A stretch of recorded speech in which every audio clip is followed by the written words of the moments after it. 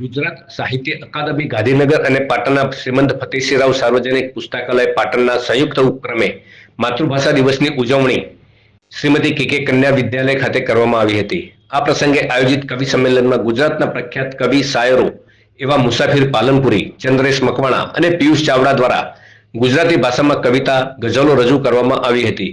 આ કાર્યક્રમના મહેમાન કાનજીભાઈ પટેલ, શરદભાઈ પટેલ, ડોક્ટર દિનેશભાઈ પ્રજાપતિની ઉપસ્થિતિમાં યોજાયો હતો. આ પ્રસંગે લાઇબ્રેરીના પ્રમુખ ડોક્ટર શૈલેષ સોમપુરા દ્વારા માતૃભાષાની ઉજવણીના કાર્યક્રમો ગુજરાતમાં 550થી વધારે જગ્યાએ થઈ રહ્યા છે તેમ જણાવવામાં આવ્યું હતું અને સરકારશ્રીની પ્રશંસા કરવામાં આવી હતી. વધુમાં તેઓએ અધ્યક્ષ ભાગ્યેશ ઝાનો સંદેશ સૌને વાંચી સંભળાવી સૌનું હાર્દિક સ્વાગત કર્યું હતું.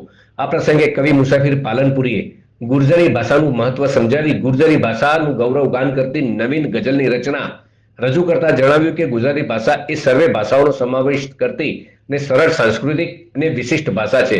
ઉપરાંત અક્ષર શું છે તેનું મહત્વ સમજાવતી રચના રજૂ કરી શબ્દ દેવતાનું મહત્વ સમજાવ્યું હતું.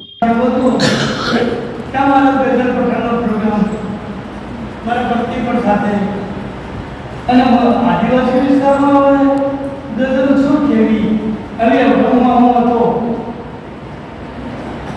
તો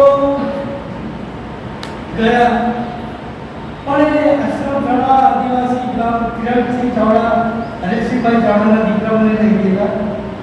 એવી સરસ કે મને શાંતિની કેતન ટાઈગરનું કેવું છે તે જોયું નથી એ યાદ આવી